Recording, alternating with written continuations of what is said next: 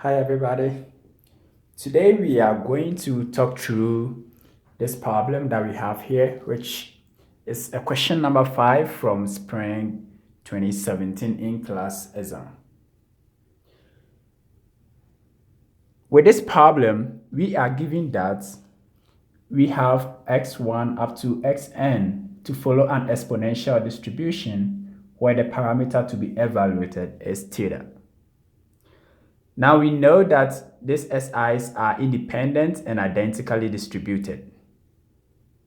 So the first question is, we should give what the MLE of theta will be. Interestingly, we are asked to find this without proof. But then, well, somebody can just go ahead to find out without proving.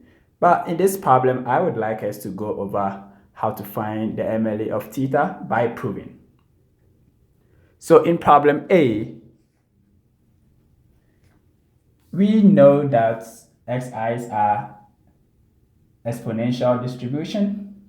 And now to find the MLE of theta, we first have to find the likelihood function. So we know that our PDF is going to be given by f of x given theta to be equal to 1 over theta e raised to the power minus x over theta.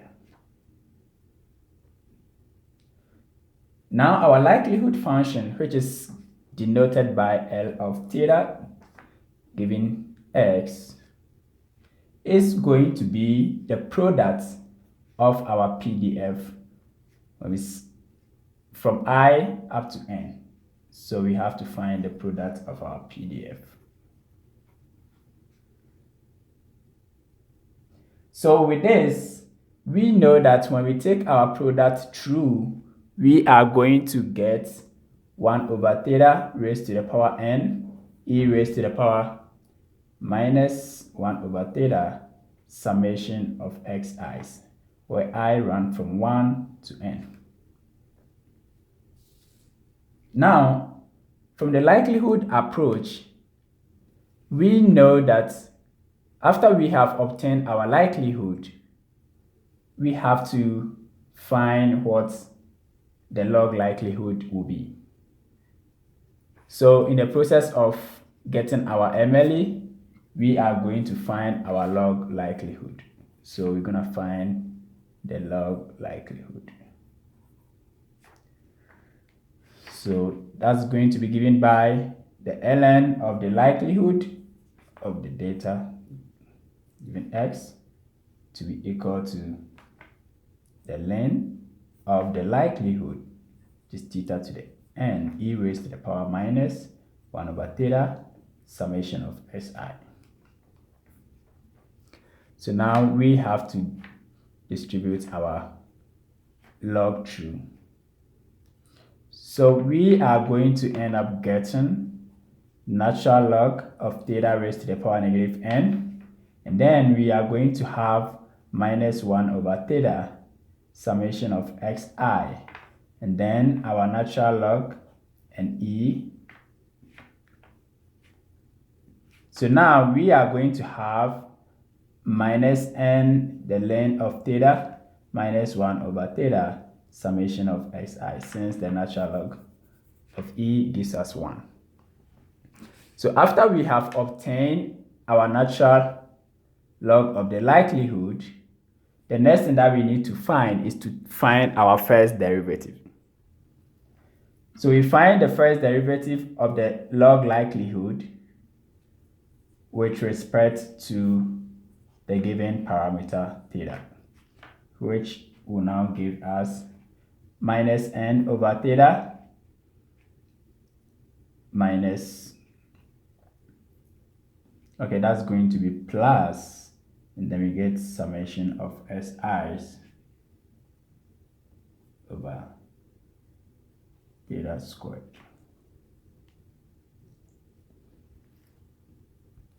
We then equate the derivative, our first derivative, to 0 and then solve for theta.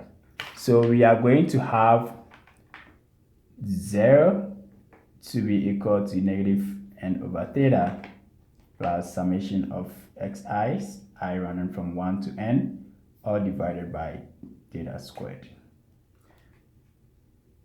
So we know that we can rewrite this as n over theta to be equal to summation of si's over theta squared. And now what we can do is we can go ahead and multiply both sides by theta.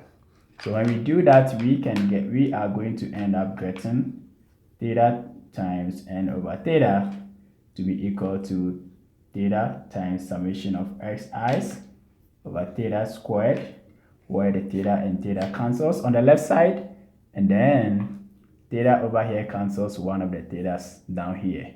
And now we end up getting our n to be equal to summation of xi's over theta. So now what we can do is we can still go ahead and multiply through by theta and then divide by n to get our theta to be equal to summation of xi's over n.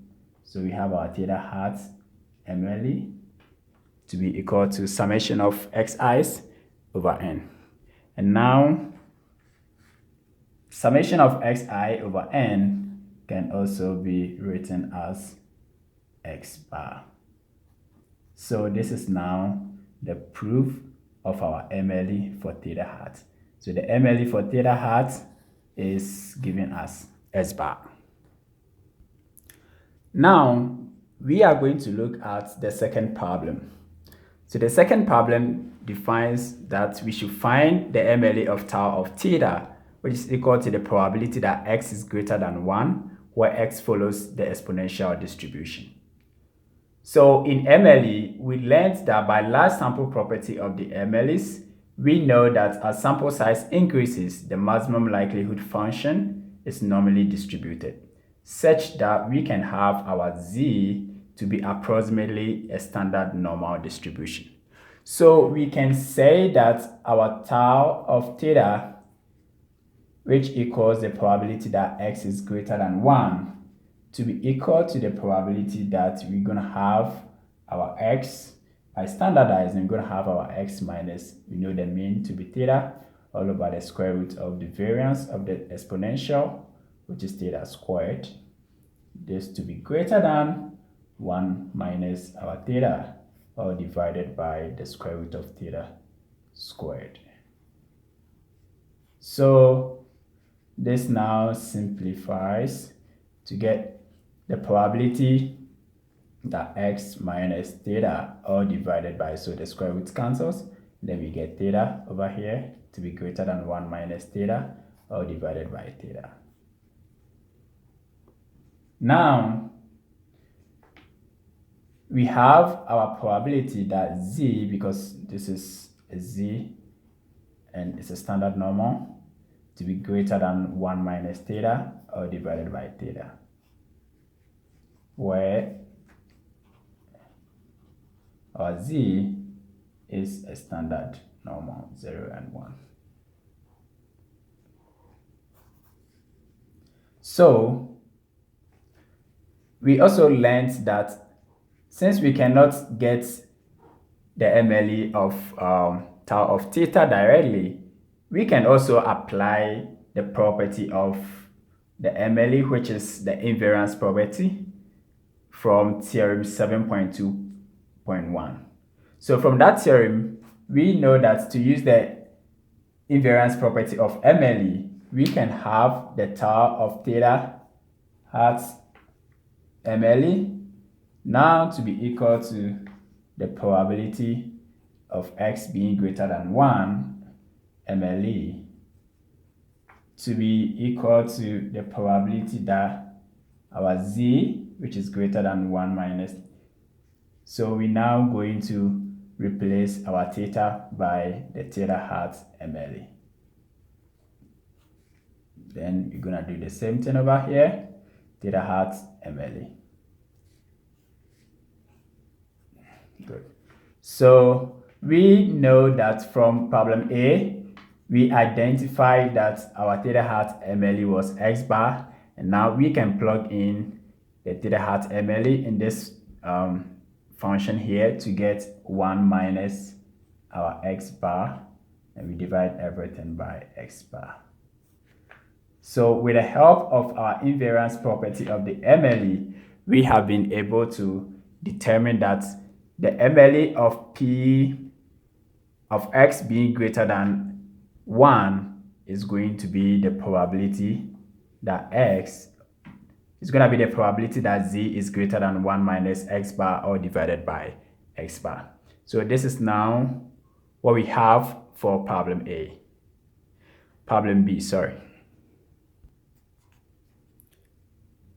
In the next question, which is the part C, we are asked to find the Cramarel lower bound for unbiased estimators of tau of theta. So we would like to first find or show whether our PDF is a member of the exponential family. So we know we are given our PDF f of x given theta to be equal to 1 over theta e raised to the power minus x over theta. Now we want to show whether this is going to be a member of the exponential family. So we have to rewrite our PDF.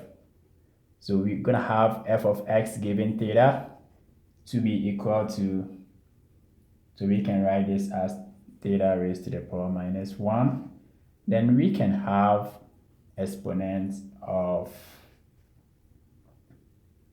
the ln of e raised to the power minus x over theta. Now, we can also go ahead and simplify to get theta raised to the power minus 1, the exponent of, we can get x times minus 1 over theta. Okay, so now we know that our h of x from this function is going to be 1, and then our c of theta, the function of theta, is going to be 1 over theta, and w1 of theta is going to be minus 1 over theta, and the last, which is t of x, is going to be x. So we can identify that over here. All right, so having known, so this tells us that our PDF, which is f of x given theta, is a member, or we can say it belongs to the exponential family. So now that we know that our PDF belongs to the exponential family, we know also that our xi's are IID samples, and now they are IID samples from exponential family, which shows that our Cramarel lower bound, which is the CRLB, so our CRLB is given by, so we're going to have the variance of tau of theta to be equal to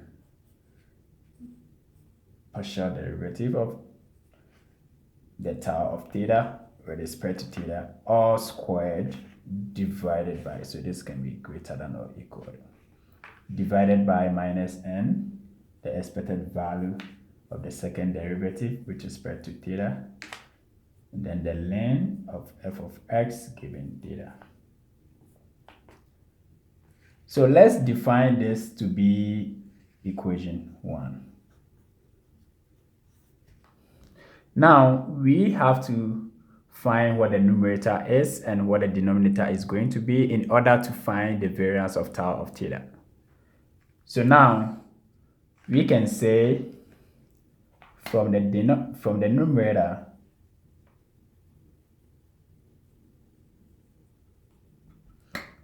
our tau of theta, which is given by the probability that x is greater than 1, we can rewrite this as 1 minus the probability that x is less than or equal to 1. Where we know that the probability that x is less than or equal to 1 is our CDF of the exponential distribution evaluated at x equals 1. So we can rewrite this as 1 minus the probability at x equals 1, which now can be 1 minus into brackets 1 minus e raised to the power minus 1 over theta. So this is our CDF of the exponential family. Now, when we distribute our negative through, we are going to have 1 minus 1, and then plus e raised to the power minus 1 over theta, which ends up giving us e raised to the power minus 1 over theta. So we know we have simplified what our tau of theta is, and so we have to go ahead and then find the derivative with respect to theta.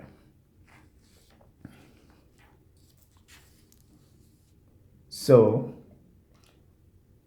the derivative of the tau of theta with respect to theta is going to be the derivative of e raised to the power minus 1 over theta, all divided by partial derivative of theta, which this can be e raised to the power minus 1 over theta multiplied by 1 over theta squared. Now this simplifies to give us 1 over theta squared e raised to the power minus 1 over theta. Yes. So now we have this, and so the next thing that we have to look at is we have to square our first derivative. So we are going to have partial derivative of tau of theta all divided by partial derivative of theta, and then we have to square this. So when we square, we are going to end up getting 1 over theta squared e raised to the power minus 1 over theta all squared. Okay, so now this is our numerator from the Craméral lower bound. So now let's look at what the denominator is going to be.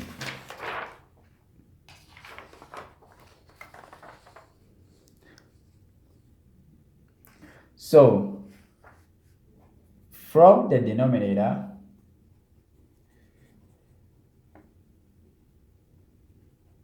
we know that our f of x given theta is going to be 1 over theta e raised to the power minus x over theta. Now we have to find the natural log of the PDF. So we have the length of f of x given theta to be equal to the length of 1 over theta e raised to the power minus x over theta. And this becomes the length of 1 over theta. Then we're going to have plus the length of e raised to the power minus x over theta. Now we are going to have this as the length of theta to the minus 1. Then this simplifies to give us minus x over theta. So having this, we go ahead and then find our first derivative of the log of f of x given theta. So we find the derivative of the length of f of x given theta all over theta, and this now turns out, so when we take the first derivative of length of theta, 1 over theta is going to give us theta, and then when we find the length of x over theta, when we find the derivative of x over theta, we are going to get plus x over theta squared. Okay, so we have to go ahead and find our second derivative. So our second derivative is going to be given us, so when we take our second derivative with respect to theta, is going to give us 1 minus 2x over x to the power 3. Now we have our second derivative. And so the next thing that we have to do is we have to find the expected value of the second derivative. So we are going to have the expected value of the second derivative.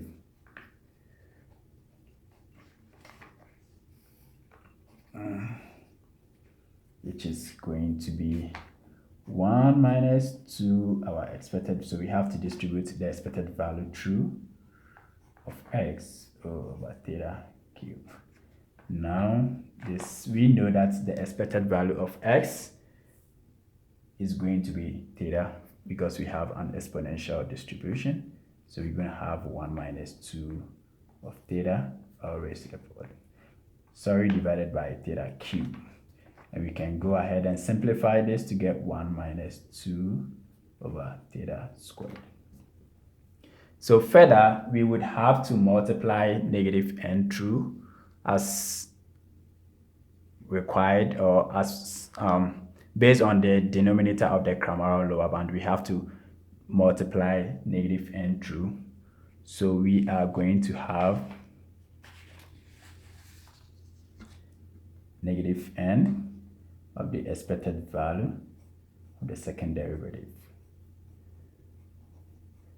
all divided by theta squared, to be equal to, so we're going to have minus n, going to multiply through 1 minus 2 over theta squared. So this simplifies to give us minus n plus 2n over theta squared. So we have now determined what the denominator of the Craméral lower bound is going to be.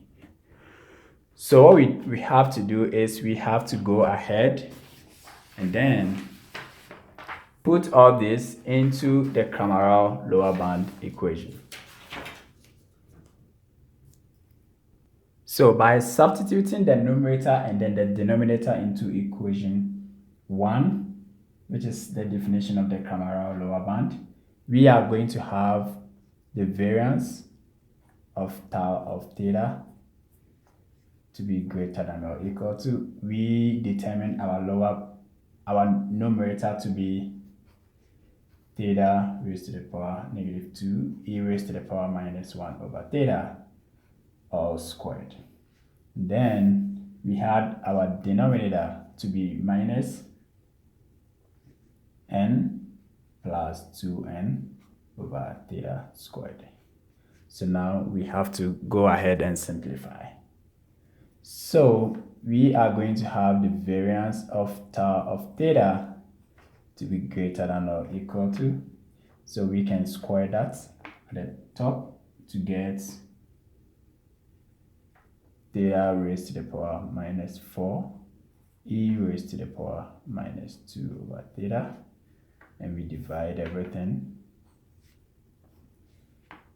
by, so we can go ahead and then, well, rewrite this as theta squared minus n theta squared plus 2n. Okay, so now the variance of tau of theta is now greater than or equal to, so we can have theta raised to the power minus 4 e raised to the power minus 2 over theta, and then we can multiply that by theta squared all divided by 2n minus n theta squared. So further simplification, we're going to have variance of tau of theta to be greater than or equal to, so we have theta squared theta raised to the power minus 2, so we're going to end up getting theta raised to the power minus 2 e raised to the power minus 2 over theta all divided by 2n minus n theta squared. So now the variance of tau of theta is going to be greater than or equal to, so we're going to have, we can rewrite this as 1 over theta squared and n 2 minus theta squared.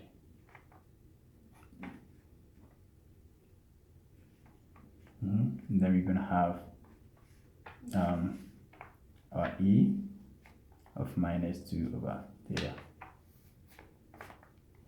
Okay, so we can end it here. And now we know that we have been able to determine the Kamaral lower bound for all possible unbiased estimators of tau of theta. And then we expect that if any unbiased estimator of tau of theta achieves this variance, then we can say that that unbiased estimator is the UMVUE. Thank you.